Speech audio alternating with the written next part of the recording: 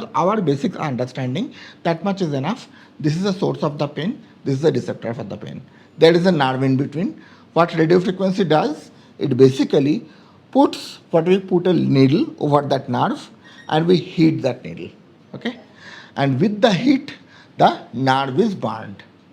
Now there are a lot of parameters that what temperature it should be burned, at what temperature if you burn then the effect will be maximum. But basic principle is it should be burned with the help of the electric current, and normal electric current we cannot put. In any electric current, if you touch two poles, definitely there will be a connection and there will be heat generation. But here only we can do what? We can use such current which is not a physiologic current. So what does it mean by physiologic current?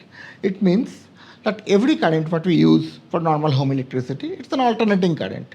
So one wire is neutral, the other one, it is either going to the positive side to 30 volts and then going to the negative side to 30 volts. So there is always a fluctuation.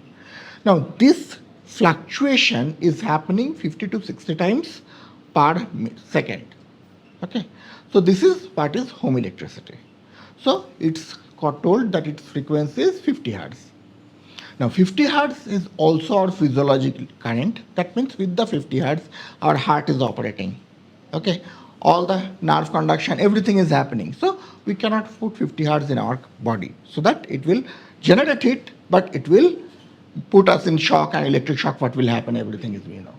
So what is the technology employed? So basically this machine converts the 50 hertz electric current AC to a electric current which is 300 to 400 kilohertz.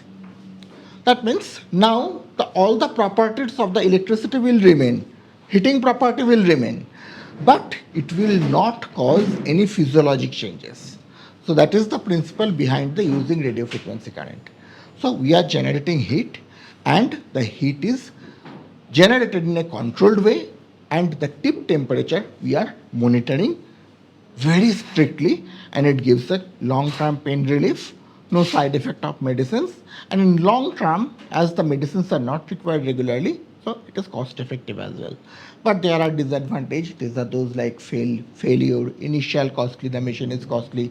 Usage also requires a lot of expertise as well as the instruments, okay, and inadvertent damage to the other nerves. So the normal nerves, what we expecting to burn, accidentally we burn the other nerve. So that can cause some problem as well. And there is a very rare condition which is known as the deafferentiation pain, which is actually the pain at the area of numbness. So that might happen here as well. Okay. So it is a common feature of the neurolysis like alcohol neurolysis, but it's a rare phenomena. So don't take it into account that it is a routine phenomena. It is difficult to manage, but I am not going into that. But electricity part we have already understood. So here, how we can control the tip temperature? By two ways. One, controlling the electric current.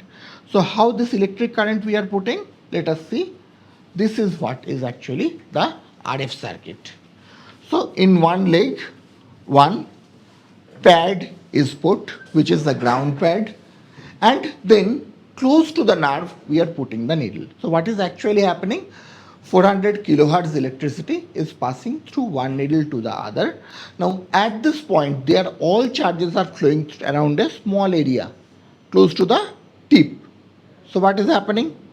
So when the close to the tip all charges are going, that is generating heat.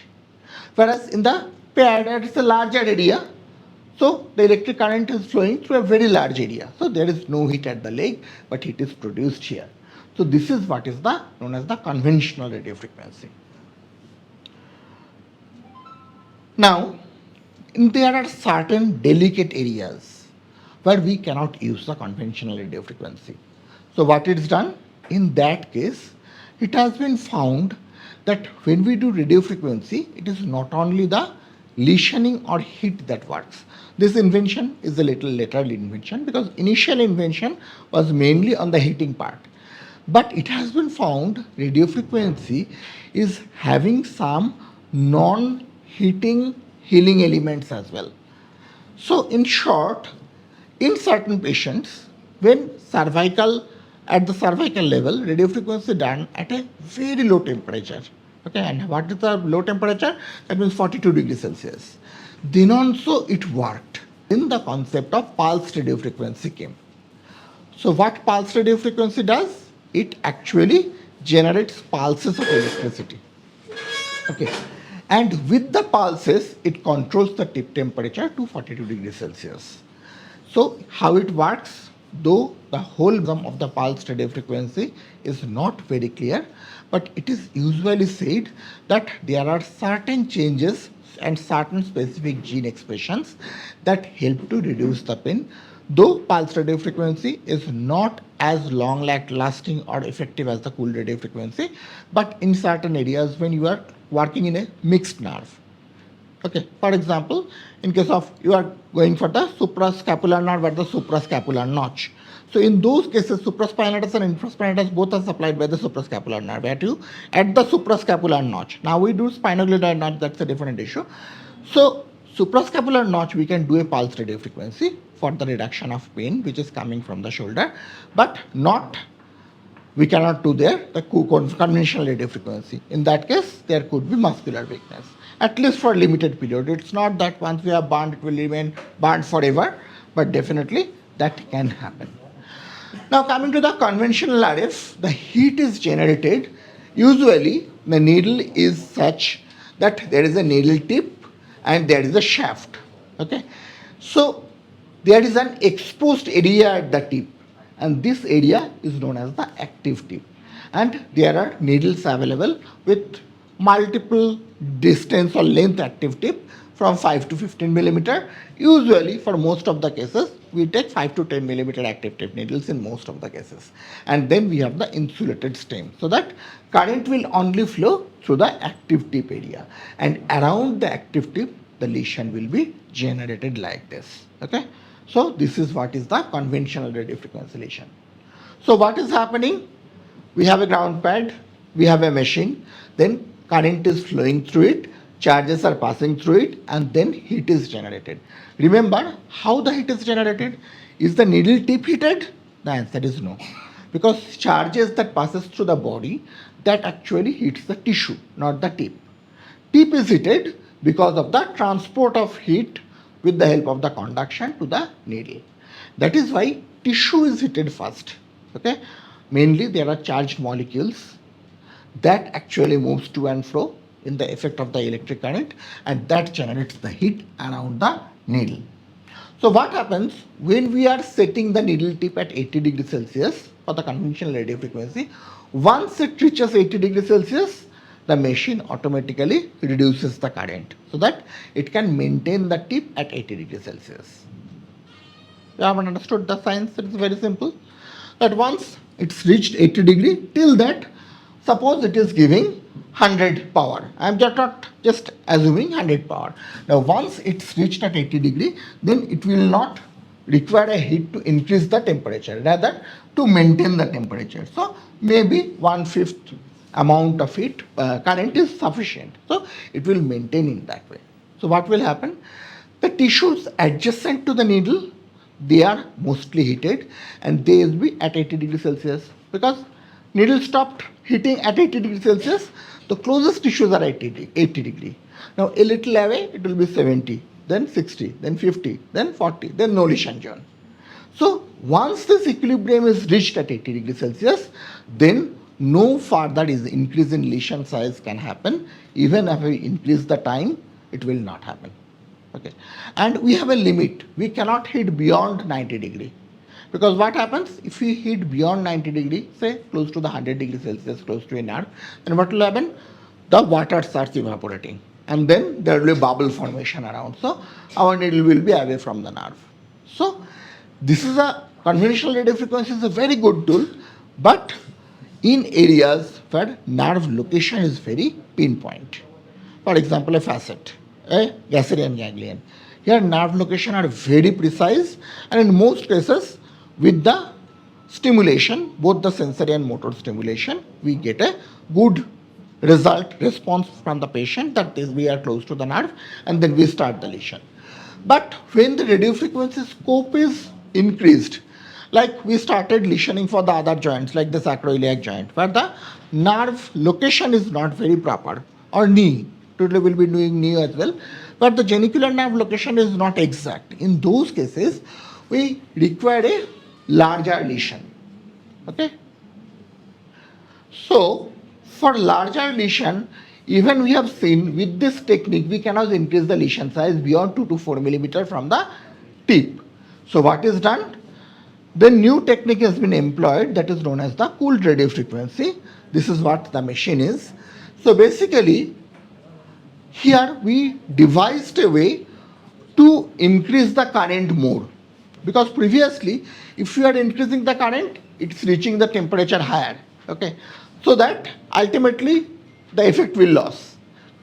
Now with the water channel, this problem has been solved by cooled radio frequency. So what is done? There are two channels around the needle. So through one the cooled water is coming, through other the cold water is taking away. So what is happening? So throughout the process, it is taking away the heat from the needle. So ultimately we can deliver more electric current here. Okay, because tip temperature is not going beyond 80. Tip temperature is within 80. So now the new equilibrium will be formed when we are doing the cooled radio frequency for the longer time. So what will happen?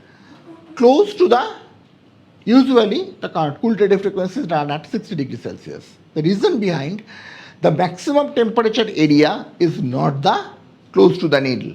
Rather, it's a little 4 to 5 millimeter away from the needle. Why? Because now the new equilibrium will be such that we are maintaining this temperature of the tip to 60 degree. So the tissue close to it that will remain at 60 degree. Now a little bit away, okay, which is taking time to conduct here, they are at 70 and up to 80 degrees Celsius. And then again it starts reducing. So now the lesion will be formed, will be of a larger size.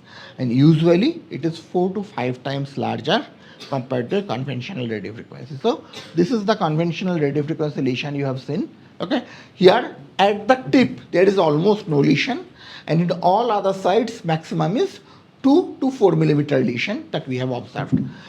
And here what is happening, in both the sides the lesion is almost approximately 10 to 15 millimeter, and that is in all the sides. Even away from the tip the lesion happens. So that is one of the advantage of the cooled radio frequency. So where the nerve location is not precise, for example sacroiliac joint, where there are multiple nerves from the lateral branches of the dorsal foramina of the S1, S2, S3, L5. So they are all coming and supplying to the sacroiliac joint. Now we can do the lesioning one by one above the other, so we can easily cover the area. So it is basically increasing the lesion size. So where the location is not precise, even with a higher voltage stimulation, maybe at 2 volt we are getting, okay, then also it will work perfectly. So that is the cooled radio frequency. So that is the difference between a standard and a cooled radio frequency. So today we will be using both standard radio frequency for certain cases where we know our location is precise. For example, the Gasserian ganglion will be doing this. For the facet joint, we will be doing the conventional. And for the knee, we will be using this one. That is the cooled radio frequency. Because what will happen? Knee, the genicular branch location is not perfect. Even with the ultrasound, we can see the vessels. But very rare times with a very good probe, 20 or 22 megahertz, sometimes we see the nerve, but not always. So we have to follow the vessel, or we have to, if you are doing under fluoroscopy, we have to follow the landmarks. Okay, that is the junction of the shaft and the condyle of the both the tibia as well as the femur. So in those areas we will be going. Now there are new terms that I am not going for today, because bipolar RF we are not doing today. But there are certain new things that I also talk. One is bipolar RF.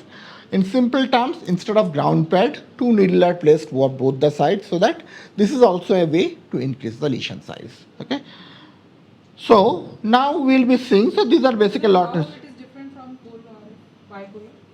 Bipolar RF is a conventional RF. Okay, it is not a cooled RF. But what is done instead of lesion wise, it's a dumbbell shaped lesion. Cooled RF is a larger lesion. Bipolar RF is a dumbbell shaped lesion with 2 conventional lesions in both the sides, and in between there is a mild lesion.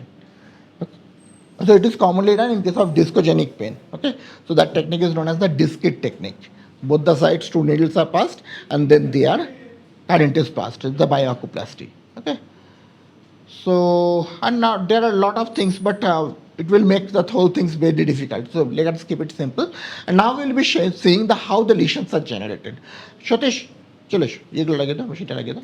So let us demonstrate the needles, the machine, and we will be generating a heat lesion in an egg white. Okay. So egg